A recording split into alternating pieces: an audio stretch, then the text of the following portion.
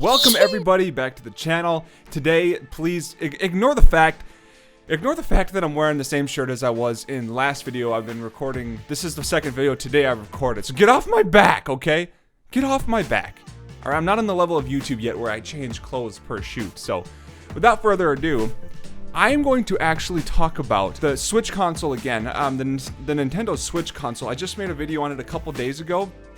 But after these things sit for a while, people start asking questions. People ask questions about the craziest stuff alongside some really pertinent issues that are going to arise when it comes to the Nintendo Switch console getting released.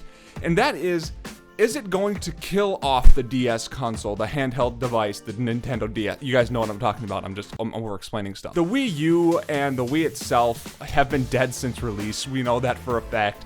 We don't have to worry about that too much. The next console that's coming out, the Switch, is going to do a lot of damage to those consoles. But what about the DS? One of the best handheld gaming device ever created to a lot of people. There are so many titles for this handheld device that you can play, and there's such a huge fan base behind it. I really want to dive into that a little bit and look and see if this half portable, half home-based console is going to be able to kill off that DS. So let's look at a few things that might happen when this actually gets released. First off, with every single console release, there's not that many games that you can play right away. They usually ship with a couple, 2-3 games if you buy the console, but games don't really come out for it right away. You're not going to be able to choose from 150 games right away when that new Switch console gets released. But power behind this console, I keep saying this, I'm just going to say console for the Switch.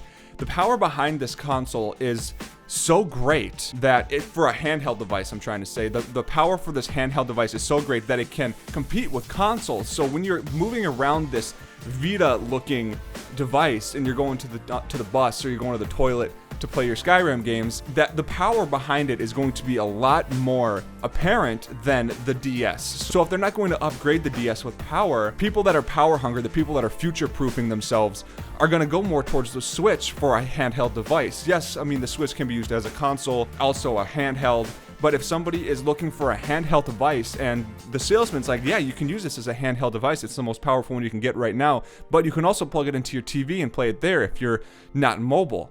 That can appeal to a lot of people, but there's some issues with titles. The DS right off the bat, it has, I don't even want to guess how many games that you can get. There's so many games that you can buy for the DS that it's ridiculous. The DS is still selling like crazy. The DS is really what is keeping Nintendo afloat right now, giving them the opportunity to make something like the Switch. So, because it's so popular, and because the Switch right now is getting a lot of positive feedback from a lot of people, even though I still find it a little bit gimmicky, there's a lot of promise behind it. So what do I think here? This is from some of the forums that I've read on Reddit, and also some other people that I've just been talking to about this. The Nintendo Switch, if it's as popular as it is right now at release date, there's going to be a lot of good sale numbers behind it.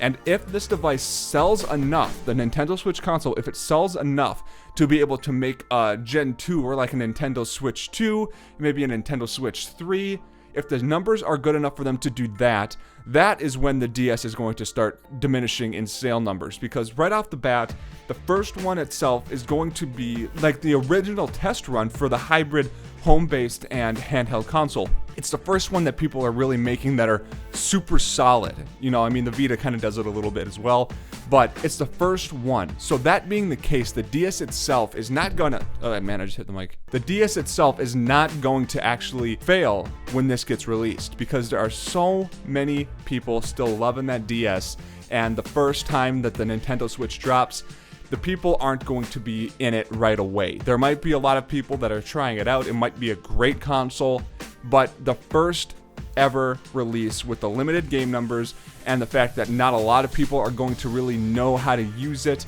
and the DS is just so friendly, it's going to keep that up. But as soon as the second one comes out, the Nintendo Switch 2 or the Nintendo Switch 3 comes out, if the numbers are good enough, that is when you're going to start seeing the portability be a little bit better, and maybe the home console base be a little bit better to the point of where it's going to push out the Nintendo DS. So that's just my thoughts on it, guys. I hope that you guys liked the video. I would love to hear what you guys think about this in the comments below. Do you think that the Switch is going to start diminishing the sale numbers of the DS? I hope that you all have an awesome day. Leave a like, leave a comment. It really does help me out, guys. I really want to know what you guys think about this. I will see you guys later.